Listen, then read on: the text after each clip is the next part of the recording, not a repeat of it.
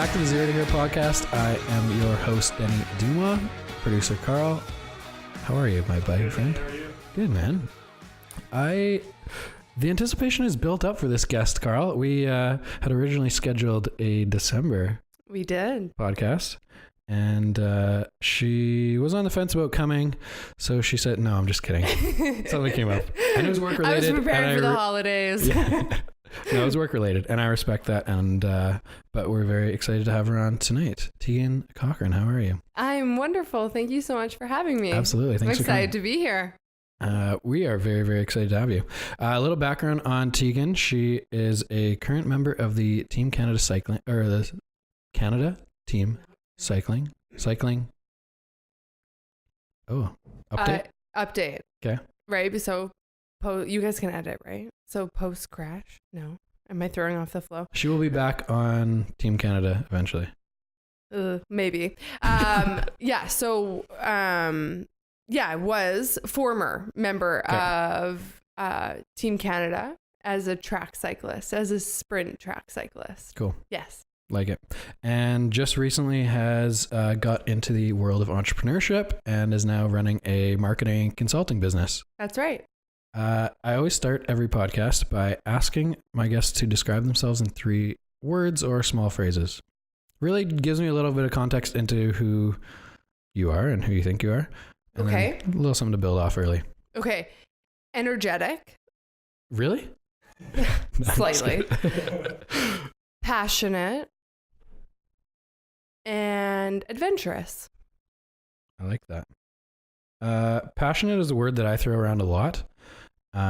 Maybe just expand on passionate, where, and why. So I feel that everything in my life is driven from passion. Everything that I, aim for is driven from passion. So whether that's entrepreneurship or whether that's cycling or whether that's my education, first and foremost, I need to be passionate about what I'm pursuing. I find that in life, I don't feel fulfilled if my endeavors aren't fueled by passion. And so, and I'm just passionate, I'm passionate about animals. I'm passionate about hiking. I'm passionate about simple things in life. Passion doesn't need to be, I think, just what you do. It doesn't need to be your career. It can be little things as well. You can live passionately, love passionately. So I'm just passion filled. I like that. What does passion mean to you? What Like you say, I'm passionate about animals. I'm passionate about work. Yeah. But define that, because I think different people can define it very differently. Yeah, I think passion for me is more of a feeling.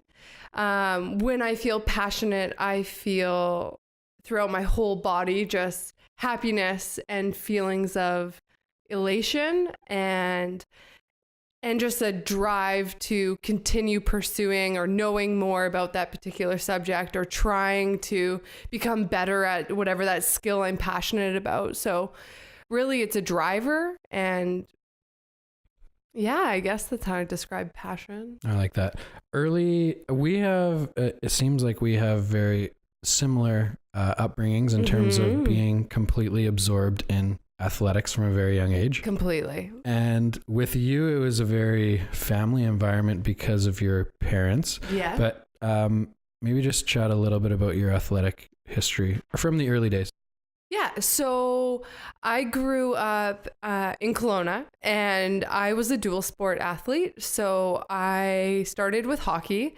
I always wanted to be a hockey player, and so that's what I did. And I also did soccer. So hockey was my winter sport, soccer was my summer sport, which worked out very nicely. And that's what I did. I mean, I dabbled in a lot of other sports. I dabbled in wakeboarding and snowboarding and rollerblading. I mean, everything. I did running and track and field, every sport you can imagine, volleyball. But my main sports were hockey and soccer.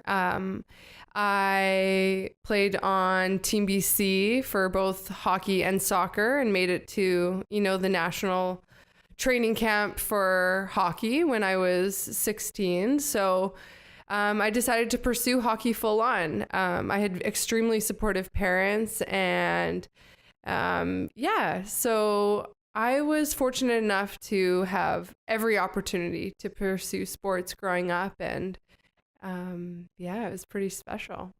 When I was a kid, it like completely consumed my life. Yeah. And same. It was 3 seasons for a long time. It was basketball, soccer, and then high school football for me.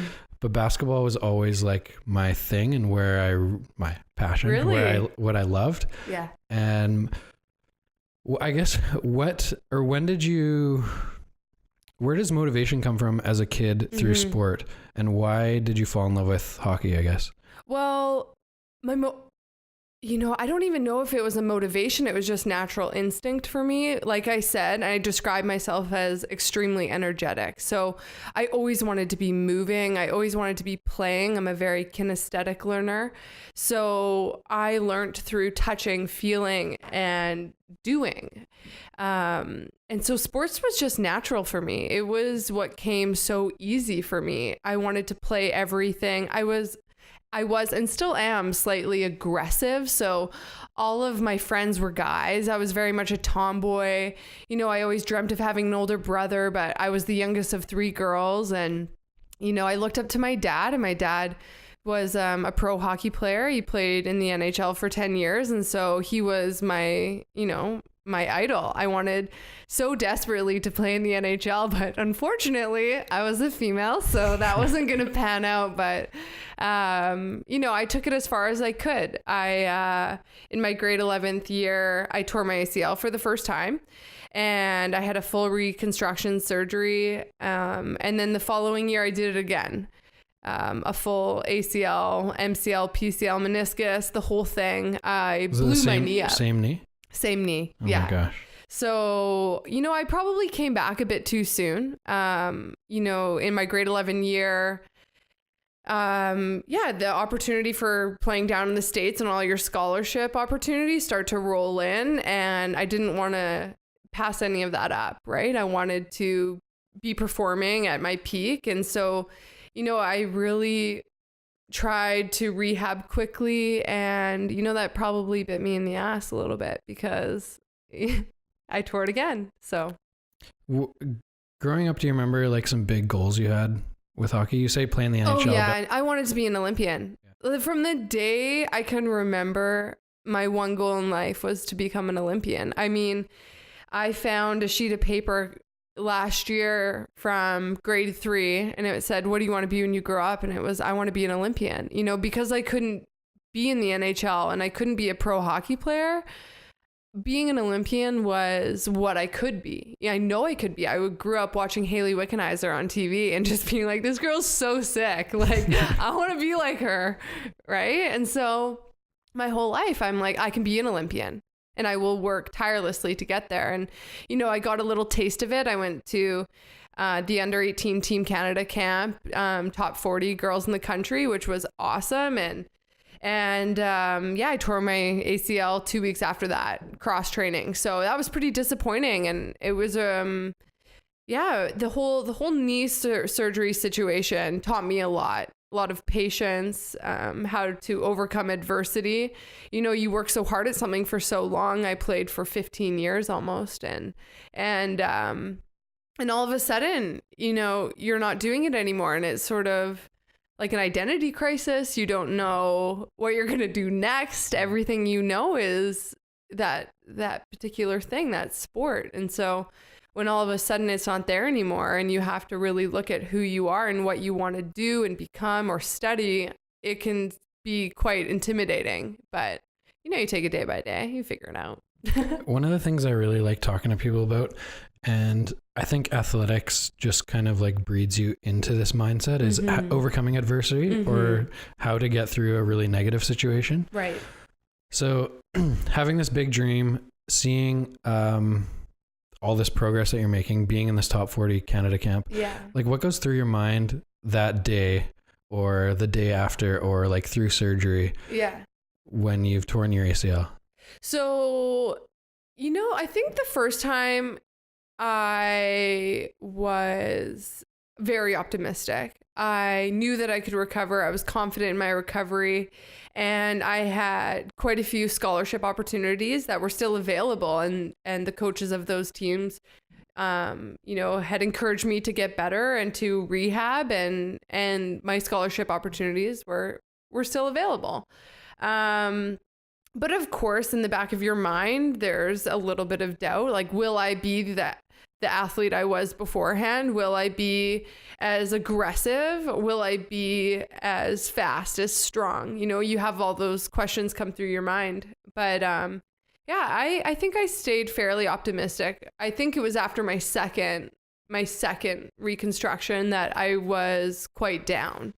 I spent the year at home, and all my friends had gone off to university, and I was having surgery on New Year's, and I was going to be on crutches on the ice. And it was just very depressing and hard to look at my life and think, wow, what I thought I would be for so long is not going to be my reality. So now what? So at that point, that's when I focused on my academics. So was that grade 12 you did the second time? No, it was right after grade 12. Going into university. Yeah. Mm-hmm. So did you have scholarships and like a place that you were going lined up? Yeah, no. So the timelines. Okay, so I tore my first one, grade 11, end of grade 11, coming into my grade 12 year, had the scholarship opportunities sort of dwindle because I had got hit in provincials and partially tore it. Then I went to Calgary for university and tore it in the first week I was there. So I came back from Calgary and rehabbed that whole year before going back to Calgary to pursue my degree. Gotcha. Yeah. When was the realization that you weren't going to play hockey anymore? When I was in Calgary. Yeah. After coming back from my second ACL, I just got on the ice, and I knew I had the ability to play, but I had lost all passion, and I just didn't want to take the spot of a girl who really wanted it. And so I stepped down and I stopped playing hockey. I still play for fun, a little shinny here and there, throw the bucket on and go for a skate. But, I decided to kind of step away from hockey. And it was really great because I discovered other things that I was good at. Where does cycling come in? If hockey's your life for the first 20 years. Right. Yeah. So I went to school in Calgary. I did my goal was to get a degree in business, and I decided I would split it up. So I did my first 2 years of my business degree in Calgary, and then I ran for president of the student union, and I was elected. And so I worked at my school for a year doing that. Following that, I went traveling, and I went to Southeast Asia, Australia, and New Zealand. And throughout my travels, I would pick a bike up in every city I was, and I would just ride everywhere. And yeah, it was exhilarating. I fell in love with riding my bike. As a kid, you ride your bike, you ride it to school, you hang out with all your friends, like you ride bikes everywhere. But I didn't fall in love with bike riding when I was young. It was just a way of getting around. But I think looking back, when you ride your bike, it's that first taste of freedom. And when I was traveling, I felt so free. And yeah, so I would check out all these cities, and I'd be bombing down hills, and I became obsessed. Like, I just wanted to go so fast.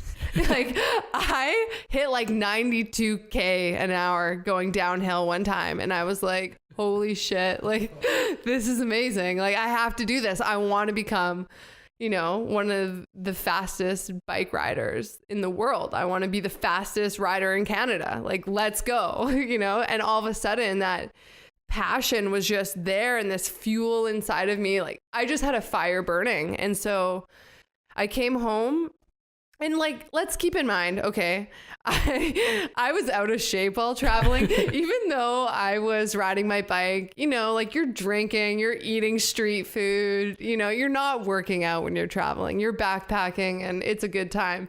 And when I was in New Zealand, that's where I found a track for the first time. I went to a velodrome in Invercargill, New Zealand. This is on the same trip. This is on the same trip. You pick up bikes. Yeah. You decide that you want to be the best bike rider or the fastest bike rider Yes. in Canada, and then you go find a track while you're still on the trip. Yes, while I'm on the trip. You move very quickly. Yeah, I do. I was like, hey, this is what I want to do. And I was like, it's an Olympic sport. Track cycling is an Olympic sport. I can do this. Like, I just had this feeling inside of me. So I show up at the track and I go up to the office and there was nobody in sight. And I go to the office and I say, I want to ride the track. You know, it's empty right now. And so they said, well, you can give us a donation, right? And I said, all right, well, how much? So I kind of gave them $20, and this really kind gentleman came down to the track with me, and for an hour kind of showed me the ins and outs of track cycling. And keep in mind, these bikes have no brakes, and I'm basically a chubby traveler. Like, you know, I'm like, yeah, I can do this. I'm in my jeans and my Nikes and like, you know, just having a time. And I get on this track and I was blown away. I mean, I was riding on a 48-degree angle and I was on a bike with no brakes, and I felt like I was exactly where I needed to be. Like, it was so crazy, you know? And I had a history of some, you know, crazy sports. After I finished hockey, I went out to Quebec City and did Red Bull Crashed Ice. And I did skeleton while I was in Calgary. Oh yeah. So I'm like straight up adrenaline junkie. And when I got on the track, I was just in heaven. I loved it. I loved the idea of going as fast as I possibly can. So I came home and I flew from Queensland back home to Kelowna, BC. I enrolled in school to finish my degree. And I called Team Canada and I said to them, I said, hi, my name is Tegan Cochrane and this is my sport history. This is what I want to do. Tell me what I have to do to get there, because there wasn't a ton of resources online. I mean, I tried to do my research, but I'm kind of the girl who likes to go straight to the source. So I call them and I'm just like, hey, you know, like, what do I got to do? Turns out that the big opportunity is at national championships. That's where you kind of get exposure, and anyone can go to national championships, right? So, which was foreign to me, because in hockey and soccer and sports with a ton of athletes, you have to qualify, you have to win provincials, then you get to nationals. But it wasn't that way with track cycling. Is there like a time qualifier or something? No, everything happens at Nats. You can just show up. Oh yeah. Carl, do you want to? Right? Yeah. You guys can show up, do it. Yeah. So, which can be good and bad, right? But most people know that you're only going there if you're quite serious about the sport. Sure. And most people there have trained for a long time. And anyways, so I get there, I get home, I start riding and training, and I'm commuting to Vancouver from Kelowna, right? Because the nearest track's in Burnaby. So I'm in school and I'm driving back and forth like bi-weekly probably to get to Vancouver to ride the track, to learn, to get certified, find a coach and figure out track cycling. I'm watching YouTube videos and yeah, so, you know, I find a coach, which was great. And turns out, you know, I was sort of a natural sprinter because of my background in hockey. I mean, I have thunder thighs, right? Like, I'm strong. I have a ton of power. I have a ton of torque. So sprinting came so natural to me. It was just the whole, like, you know, technical side of cycling that I had to figure out, which takes a long time. It's super important. But I practiced a ton. You know, I was I was riding my rollers every day. I was studying and cycling, and that was my life for years. I didn't do much else because I knew that I had to make up for the time that every other athlete had spent growing up doing this sport. And so I needed to catch up. And so I spent time catching up. And in September 2016, I went to national championships, and there's 4 sprint events, and I signed up for all 4 sprint events, and I got on the podium in all 4, which was miraculous. And I was like, I couldn't believe it, but I had worked really hard. I had worked for a year and a half solid. And so what's the time frame between when you got home from New Zealand, called 1-800 Team Canada, and just showed up at nationals? Right. So I got home in 2015. Okay. So I got home in spring 2015. Okay. That summer, I got certified to ride the track, and I got my coach. In September that year of 2015, I started my degree program. Okay. I had 2 years left to go. In September 2016, 1 year later, I went to national championships. At that point, are you staying in contact with Team Canada people? Or are you just like, see you next year? Yeah, peace. Yeah. I'll see you guys there. No, you know what? They kind of told me, like, listen, here's a sheet with all of the times that you have to reach in order to like qualify for like an international karting or a national karting, or, they sent me over some resources. And then I got connected with a guy here in BC who is really familiar with the system, and he kind of helped me out, but really I did most of it on my own. I went and I got tested. I did like Vo2 Max Testing. Yeah, I did quite a bit. I had a great coach for my first year he really showed me the ropes, and he was a very experienced sprinter, and he believed in me, which is really what I needed. I just needed somebody in my corner, to say, hey, you're not crazy. You can do this. Because I knew I could. I just kind of needed somebody to be like, it's possible. Because at that point I was 23 and coming into a new sport, wanting to, reach the highest level. And most people are starting this sport when they're 12, maybe younger. So, I kind of said, well, I have a background in sports and I have a dream. So let's see what happens. And so I guess a year and a half of solid training. I went to nationals. I got on the podium in all 4 events, and I got an invitation to come to an integration camp with Team Canada in Toronto following nationals. And so, how many women get an invitation to go to the integration camp? It was just me.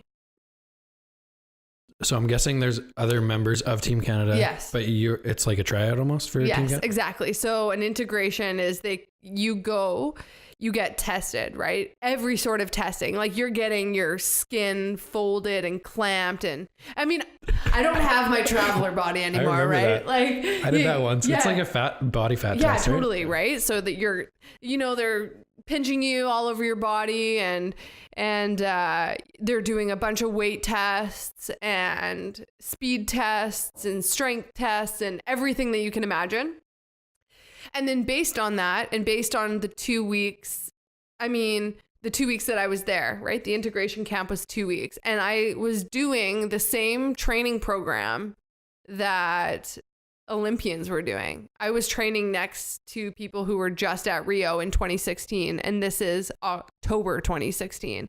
I'm next to Olympians, and I'm like, how the hell did I get here? Like, this is crazy, and how am I training with them right now? I mean, it was surreal to me. And so following that camp, the coach at that time, he said, well, we want you to stay. And I said, well, I have to finish my degree. And I fast tracked my degree program. I did a whole semester in the summer.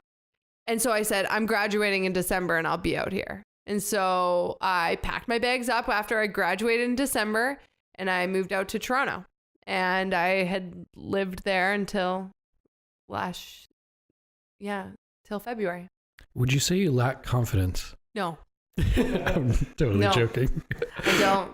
But I think but you know what? I think that's crucial, a crucial trait of pro athletes. And I think it's a crucial trait of entrepreneurs. 100%. Because if you're not confident, it's so easy to see that. Oh, yeah. Oh, yeah. Where does it come from?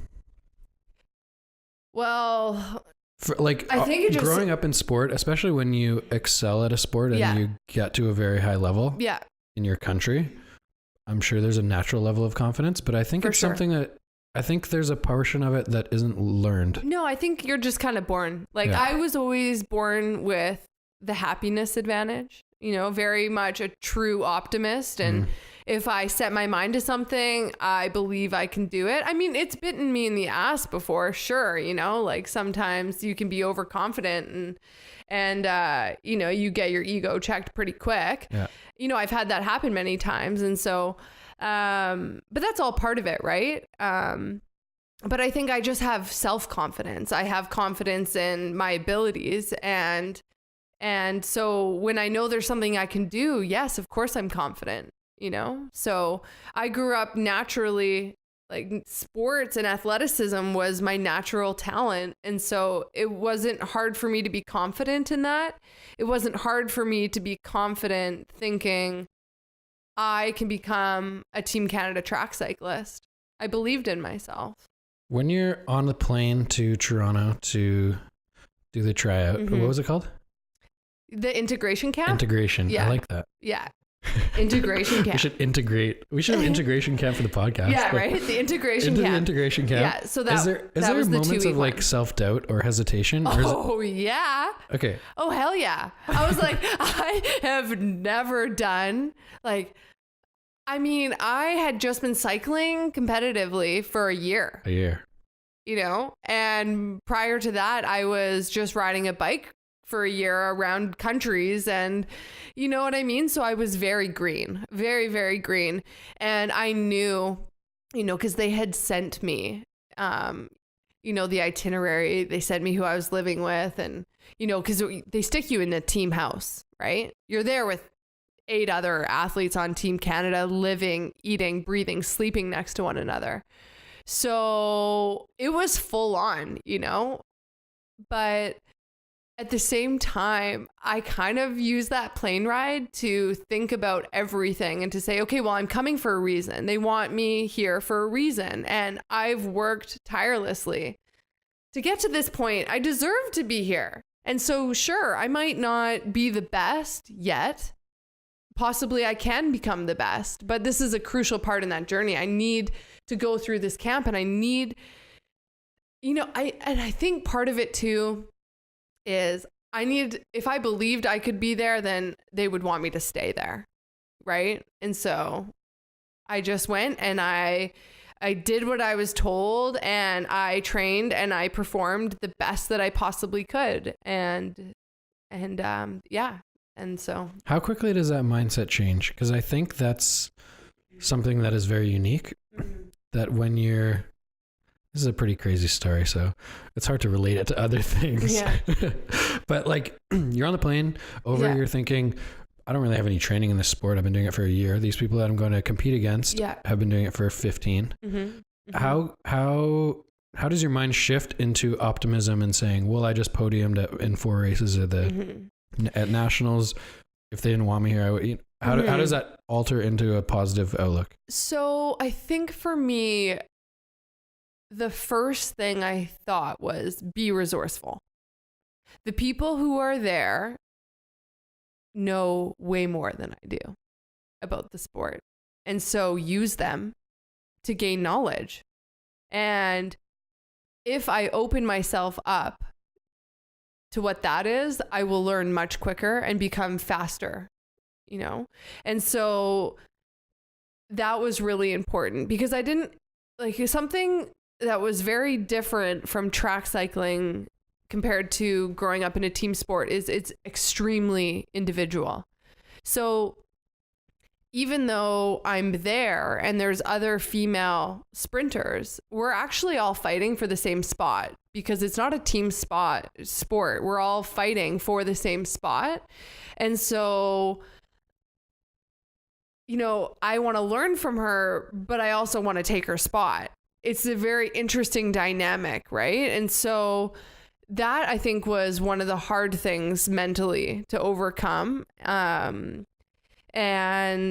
But it didn't stop me from learning from everybody, both male and female, and coaches and staff. You know, I tried to just be a sponge, but, you know, I was at a disadvantage in terms of my years of experience. And also I think I was at a disadvantage because I had so much life experience as well, coming from other sports, having gone through university, having backpacked. You know, a lot of the athletes there had just been doing that sport for a long time. And so I think it was a disadvantage for me because I sort of knew all the great things life had to offer. And when we were in the thick of training and we're training 50 hours a week, and I haven't left the city of Milton, which is in the GTA, and I'm living in a bubble, and I'm living in a team house with 8 girls, and I'm isolated, and I'm away from my family, I'm away from my friends. I think, you know, having that experience in my life was a disadvantage to me because I was like, I don't know if I like this environment, you know?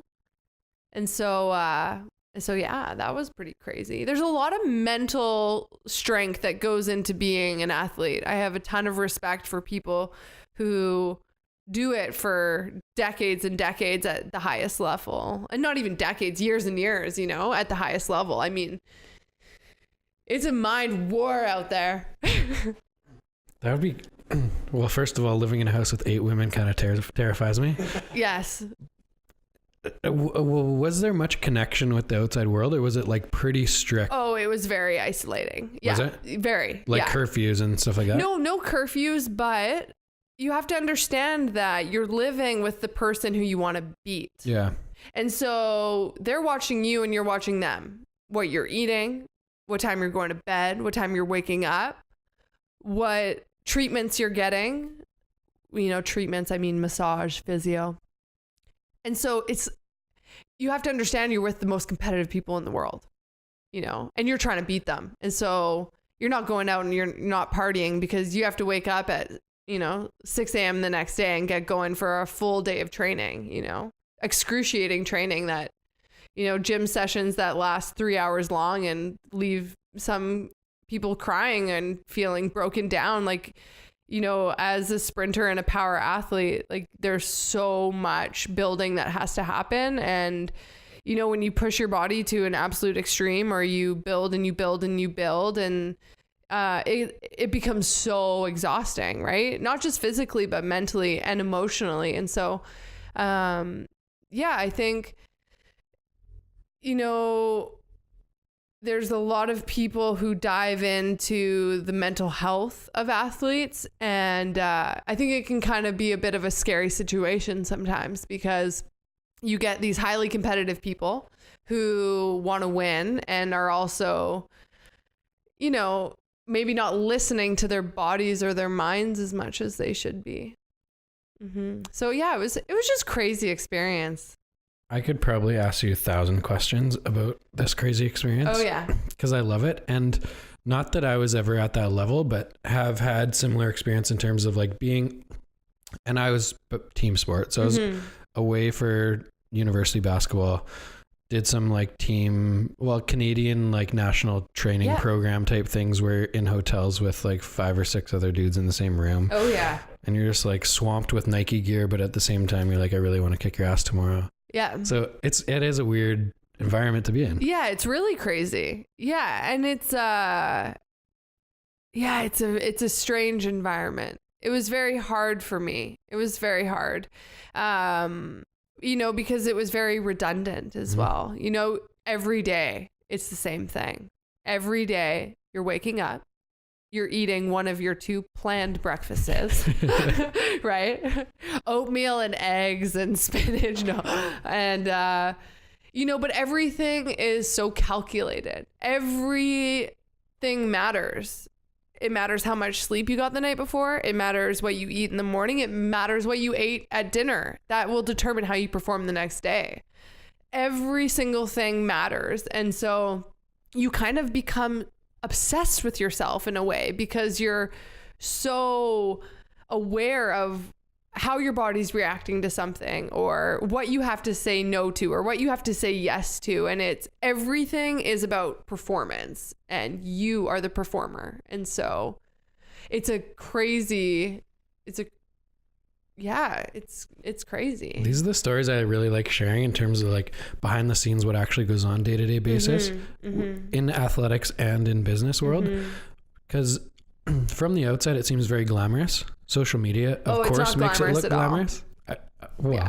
I know. Yeah. But a lot of people who are watching a professional athlete being like, that's such a cool life. And there's a few sports in the world where you make a ton of money doing it. But there's a lot of other sports where you're a professional athlete where you're not making that much money. Absolutely. And you're working as hard or harder. And it's really not glamorous at all. Yeah. So that was really tough for me, right? Yeah. Because as a Canadian amateur athlete, right? I say amateur because I really think that people who are dedicating full time to their sport and are performing at the world level are pro athletes, but we're considered amateur because we're not getting paid like pro athletes, right? And so, I mean, you're getting paid next to nothing, right? You're doing this just because you love it. You're not doing it for anything else. You're not doing it for financial reward. You're doing it because you love it and because you have a dream. It's not because it's advancing your career or it's, allowing you to be financially stable. Majority of athletes really struggle financially. And so, yeah, it's not glamorous, and from the outside, sure, it can be because, we have, really nice sponsors and we have great gear and we get to travel, all over the world and do a sport that we love. But, another thing, it was like someone had said to me, well, it's amazing. Like you were just in Portugal and Switzerland. And I said, yeah, but all I saw was the airport and the track. So it's not that glamorous, and that was really hard for me because, and something that caused me to actually shift my discipline, right? So I was a sprinter and it was hard for me because yes, naturally I have quite a bit of torque. I'm a power athlete, but I also grew up playing soccer and running and swimming. And so I have endurance, and I would look at the endurance athletes and I just so badly felt like I wanted to be one of them. I was like, I don't want to be a sprinter. Like I genuinely love riding my bike. And as a sprinter, we spend more time in the gym than we do on the track, right? Because we're all about like power, sure, right? So you're squatting max squats and powerlifting and doing all that. But I wanted to be on my bike. That's why I fell in love with it. And I got so wrapped up in this extrinsic reward of possibly becoming an Olympian, right? Because it's not guaranteed. It's a possibility that you'll get there. But just because you're on Team Canada, it doesn't guarantee that you're going to the Olympics. You still have to qualify. You still have to beat, your teammates to get that spot. And so I did a lot of hard reflection in the team house, right? And so I'm sitting there and I'm like, okay, I've been here for, over a year and it's been a grind. And am I happy? Or am I doing this for possibly getting this reward? And the harder I looked at it, the more I realized that I wasn't doing truly the discipline that I loved. I was more so doing it because I wanted to be an Olympian. And, someone had said to me, a teammate had said, if you're doing this to become an Olympian, stop now. And another person had referred to the Olympic Village as the village of broken hearts. Which is very true. And there's a reason why a ton of Olympians suffer from depression post-Olympics is because everyone's aiming for this one thing and only one person gets it. Only one person gets the gold medal. right? And you have to get there, right? So here I am. I'm on Team Canada. I'm living in a city. I'm isolated from things in my life, and I don't really feel like I'm in the right discipline. I feel like this all happened so fast. Am I actually doing what I love? Am I actually doing what I'm supposed to be doing? And I thought seriously hard about this. I mean, like most athletes, working with a sports psychologist to sort through a lot of the emotions I was feeling, because there's this one part of you that's like, well, I've worked so hard to be here and now I'm at the top, you know? And that year I had won and become a 3-time national champion, you know? And I was like, oh, okay, I'm here. But yet I go home and I cry after I win those medals. And I'm like, I'm confused. I don't get it. Why do I feel this way? But it was because I wasn't doing truly what I loved. I wanted to ride my bike more. I didn't want to be a sprinter. And so being an Olympic sprinter, if I was to make it there, and I was unhappy, it wouldn't matter that I got there. And so I decided I was going to switch disciplines. And I said to the coach, I said, listen, I want to be a endurance rider and I'm going to go back west. And so I packed my bags up. What was their reaction like that? Well, they tried to get me to stay, right? So, especially, I'm assuming if you're winning 3 gold medals at a nationals, they're fairly excited about you potentially being on an Olympic team. Right. Yeah. And so I think, like any good coach, they try to retain their athletes, right, who are performing, and you know, I did feel my coach saw potential in me, but it was more so me, you know. I wanted to feel passionate.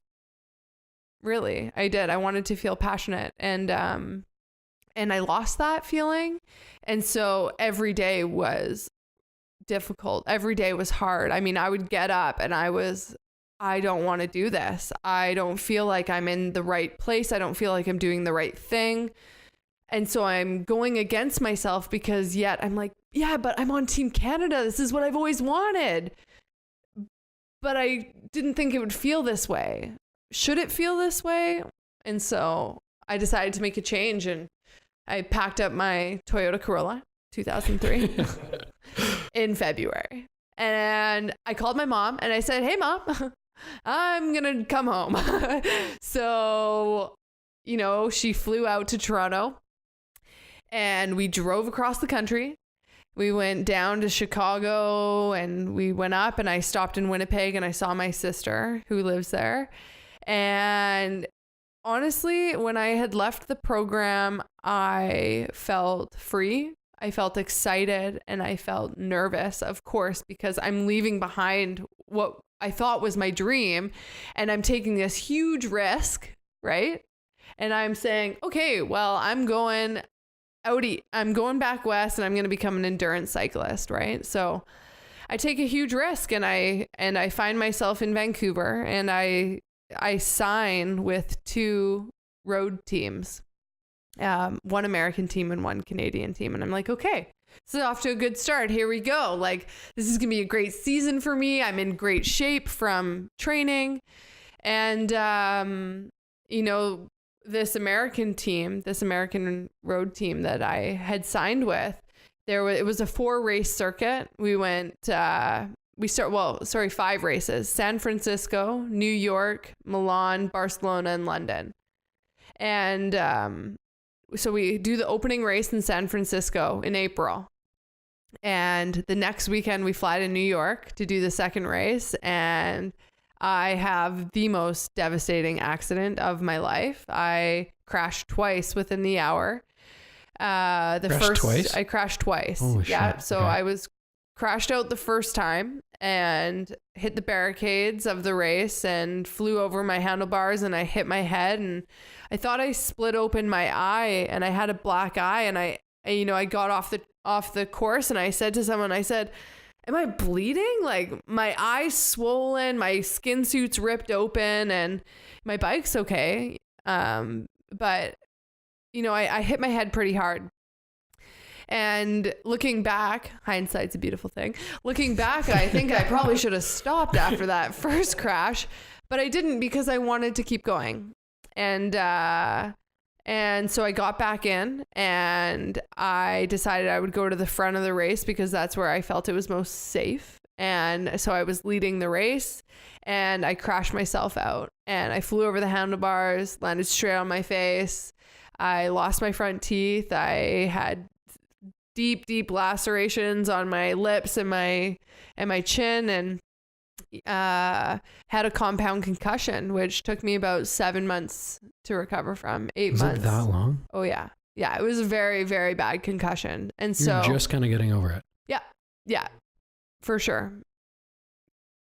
Holy shit. Yeah. So that was crazy because that threw all of my plans out the window. Based on what I've heard from your story, and I'm sure it's a very summarized story that we've talked about in the last half an hour, it doesn't seem like anything's going to stop you. Hopefully not. So, although this is a pretty crazy crash, how do you turn this into now a business opportunity? Right. So, post-crash, I, like any person suffering from a concussion, am in a dark room and have to stay out of sunlight and basically live the vampire life. How long did that last? How long were you in a dark room for? You know what? Right after my accident, you know, it's crazy because it wasn't until I had my teeth put back in that I realized the severity of my head injury. But I would say you know, I was down and out for a good couple months for sure. And it, you know, concussions play tricks on your mind too. Totally. Like it's very depressing and it's hard to regulate emotions, and, you know, sunlight and any bright lights irritate you. And, you know, it's just a very complicated injury. I think out of all my injuries, by far, my concussion has been the worst. You know, forgetting words, mixing similar words up, forgetting names, forgetting what I did the day before. Like it was very confusing and I was angry. I was very angry. But during that time I said, well, I got to make money. And so I ended up starting a little web design business. My mom is a designer, and she's always inspired me, and I've always loved working with computers, and I understand marketing, and marketing and web design kind of go hand in hand. You can create really effective websites if you have a marketing background because you know how to tell a story and position things in a particular way.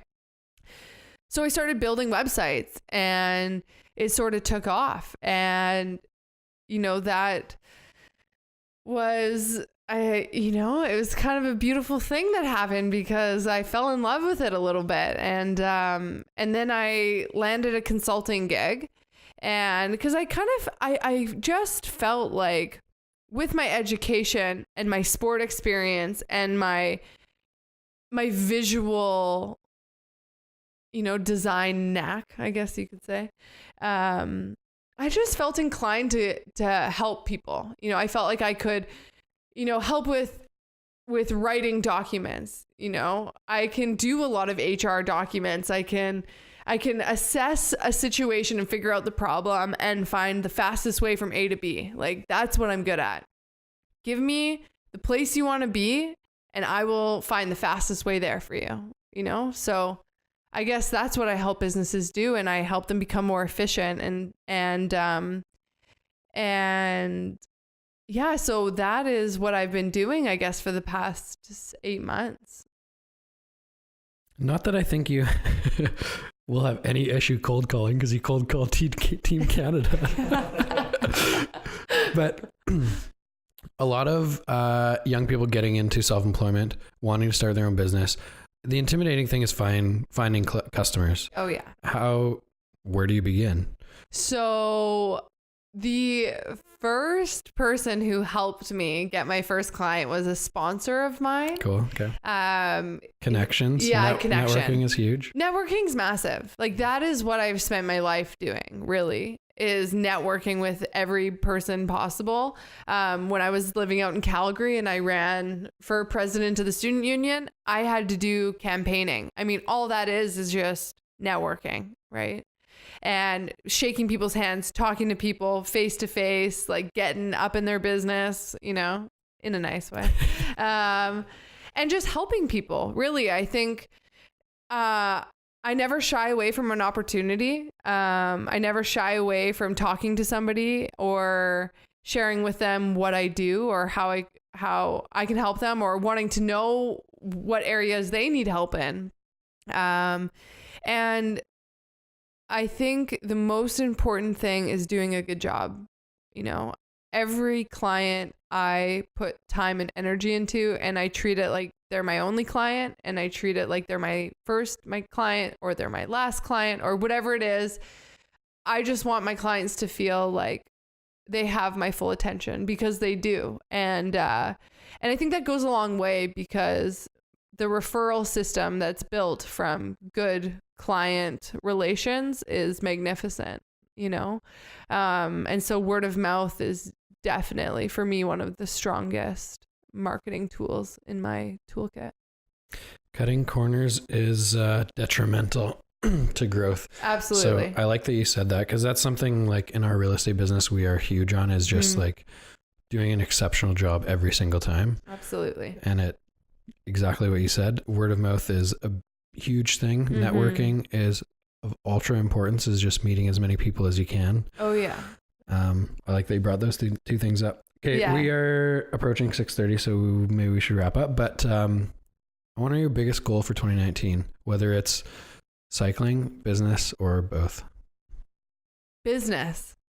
Yeah. You know what? Like following my crash, it's taken me a long time to sort of get back to a place where I feel excited about getting on my bike, and I'm back riding again, but I'm doing it in a way that makes me happy. Yeah. And I'm doing it because I love it. And I don't want that to change in 2019. I want my bike to stay